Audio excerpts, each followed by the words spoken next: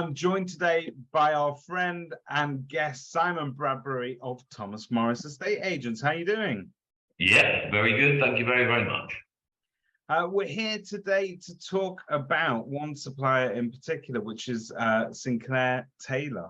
For those people that might not have heard of Sinclair Taylor, what sort of work are they undertaking for you, Simon?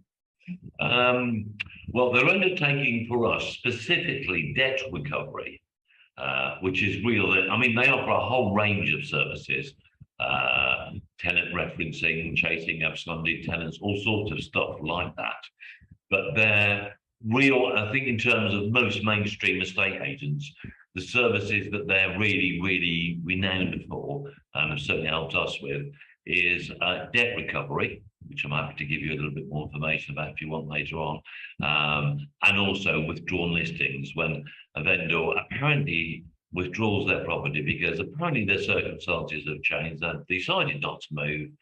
And what's a shocker? They've actually sold it to somebody else, perhaps sometimes through another estate agent, and Sinclair Taylor are able to sort that out.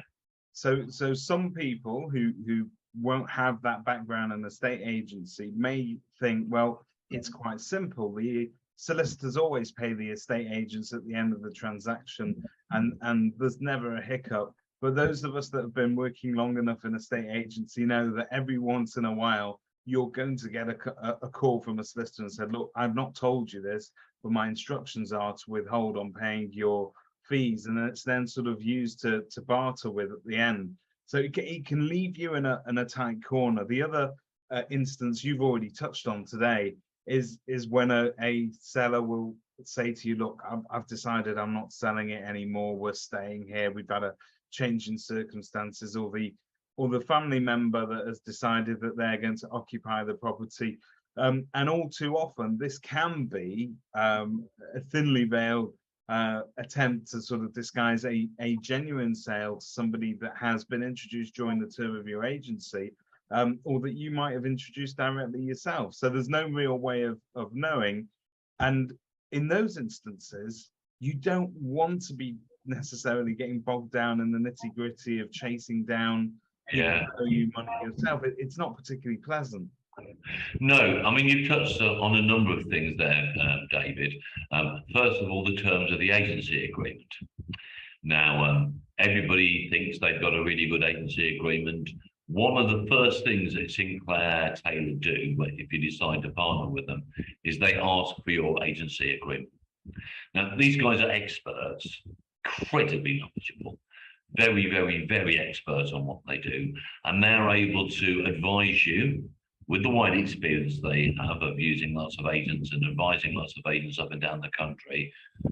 The sort of first base, really. How secure is your agency agreement? Is it up to date with all the latest legal requirements for an agency agreement? Because, of course, very often people, not very often, as you've alluded to, very occasionally, people will try and wriggle out of their obligations because they'll say that, or their barrister or solicitor will say, well, actually, this is a non-functioning agreement because of A, B, C, and D. So that's base camp one that they'll be able to advise and help you with.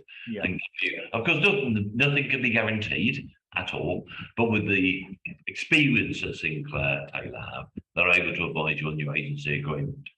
And then that's the first thing they reference when they spot or you advise them of a problem with either debt recovery or withdrawn property, because it all goes back to the agency agreement. And if you've got a tight agency agreement and you've done everything properly, there's very little that can go wrong if you've got the right advice and support. The other thing that you touched on there, David, was which I think is a massive, huge benefit for using Sinclair Taylor, is the time that it saves. Because even very experienced estate agents, they sometimes get a sense that there's something wrong, they're not going to be paid, or they get a sense that the complaint that's being put through is a bit frivolous. And most of the time, I would say you can resolve these things rather quickly. But if you get a really, really difficult one, and we've had a few over the years, the time and energy and frankly, emotional investment alone, nothing else, that goes into resolving those things is massive. And Sinclair Taylor, just take that off your plate. And it's a very delicate balance, isn't it? We as an estate agent want to maintain this sort of friendly, easy to deal with image, and you can't just switch hats to somebody that has to sort of be a little bit more tough when it comes to sort of dealing with unpleasant matters such as money's owed. So it helps to have a third party professional buffer. I end up saying this to my vendors a lot. If I'm discouraging them from selling direct, you need somebody fighting your corner that's not necessarily vested in it. Honestly, I didn't know you were going to say that, David, but the analogy that I use when I talk to people about this is that, of course, somebody might want to sell the house privately.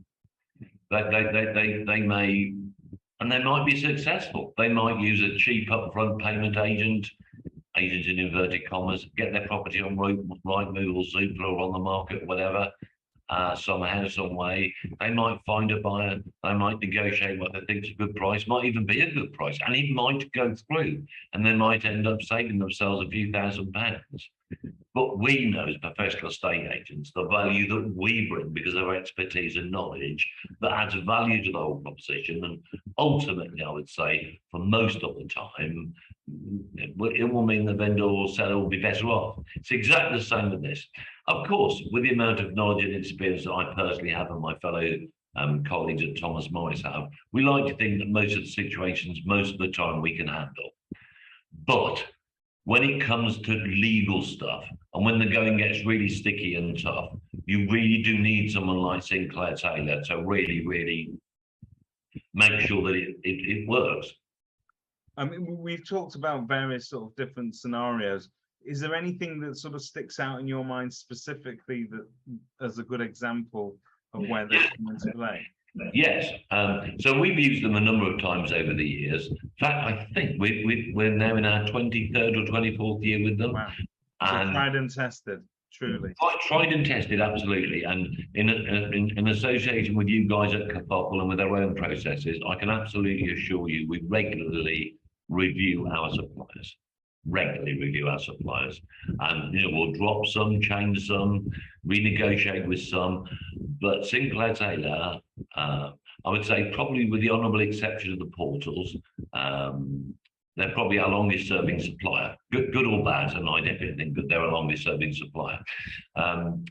In actual fact, I would say in the last few weeks, currently, we have a story which hasn't been resolved yet. I'm very confident it will be resolved. But I'll just run through that story. Is that okay? This is currently please. Yeah. Okay. So we sold a sale agreed property. I won't bore you with the details. It was a bit of a challenging one to get through to negotiate. And the fee, David, was over £20,000, which for us is a lot of money. A lot of money. Sure. It exchanged. We tried to speak to the solicitor. He called us back to say, I've been told not to pay you. You need to speak directly with the vendor. So immediately, obviously, the alarm bells went on. This was just over a year ago, by the way. This started at exchange. And we then tried to contact this couple through email, telephone, WhatsApp even, because they were using that to communicate with us. They never did respond. So we knew there was going to be some sort of an issue. We then tried to track them down, but we couldn't get hold of their forwarding address. Schoolboy error, you might say, but for various reasons, we weren't able to get hold of it, even when we didn't know there was a problem. Eventually found their forwarding address, contacted them. Again, they were very reluctant to contact us, and eventually claimed, erroneously from our perspective, that they had contacted us, which they hadn't. So anyway, we went along with this, went along through our complaints procedure, huge amounts of time with them not contacting us. We did everything in accordance with our complaints procedure, everything you should do. Then they seemed to disappear again. We couldn't get hold of them. And we got to the final viewpoint of the ombudsman, where you have to present to the ombudsman to say this is our final viewpoint. Invited him to take us to the ombudsman. He didn't. And we thought, well, what's going to happen?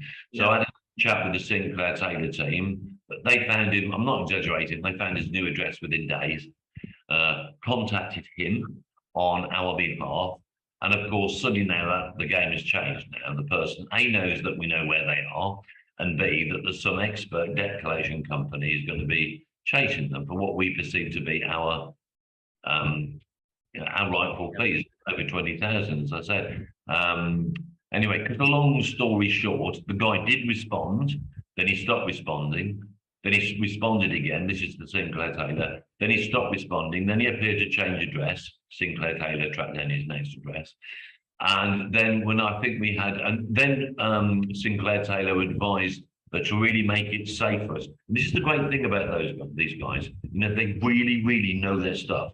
They've been there, done it hundreds and hundreds, thousands of times. Whereas for you and I, it happens, you know, once or twice every couple of years or whatever. So they advised us to get some barrister advice, which we did. I think it was a he. He advised us that we should, we were perfectly safe. 8 days before the deadline expires for the ombudsman reporting of a complaint, the guy then goes to the ombudsman. Sinclair Taylor advised us what to do because I didn't even know. It's actually in the code, but I didn't realise this until Sinclair Taylor advised us. It's actually possible to ask for a complaint, a frivolous complaint. There's no grounds, as we believe this one doesn't. You can actually ask for it not even to be considered by the ombudsman, which is what we've done, and that's where we are. So Sinclair Taylor now have held off the court proceedings, and we're waiting for a response back from the ombudsman. Either way, I feel 100% confident that we will win, either through the ombudsman with the support and help of Sinclair Taylor, or we will end up taking the guy to court and win then. And that's a real life example that's happening now. And Bill Sinclair Taylor is very, very confident that we will get our costs back on top of. Yeah, no, it sounds like every agent sort of nightmare scenario where that contact gets cut off and people feel that they can sort of outrun you. And it's unfair, you know, we speculate a lot of what we do on a day-to-day. We speculate up front, we expect to get paid at the end. And when that doesn't happen, it's such a lot of cost and effort and the time you spend on these things. I'm sure every estate agent watching this will sympathise that occasionally you get a complaint through and you think, to be fair, we let them down here, either to a bigger or lesser degree. Let's just settle it and move on, because you know all the time involved in doing anything else. But some of them, the other thing I like about Sinclair Taylor is that they're like, just be careful of your principles, Simon. You know, don't be jumping up and down for something that's not worth jumping up and down about just because you think you're right. Let's really think about this from a business perspective, and that's what they think about it from a business perspective. And that's so important from a sort of a PR aspect, also commercial aspect. These are all the things we've got to do when making decisions, and it doesn't pay to make them emotionally. You need professionals to give you that viewpoint there. How would you advise agents if they were looking to sort of pick this up and integrate it into their systems? Do you just routinely give Sinclair Taylor a list of stuff that has been withdrawn from the market and you want them to keep an eye on, or do you just use it for problem cases? We just use it for problem cases, but you have the option. This is the beauty of Sinclair Taylor. They really are. I know it's a cliche. We really do care about our customers, but these guys really, really do. And they will offer you any sort of service, any sort of thing that you want, whatever your approach is. You have an initial phone call with them. As I said, normally they'll expect you to, or ask you to send them your agency agreement. And I mean, that's it really. The onboarding process, was of a better phrase, it doesn't even feel like an onboarding process. It does feel that you're, I call them suppliers, but I do think about them more as partners and colleagues more than anything else. It's a very smooth operation, very smooth.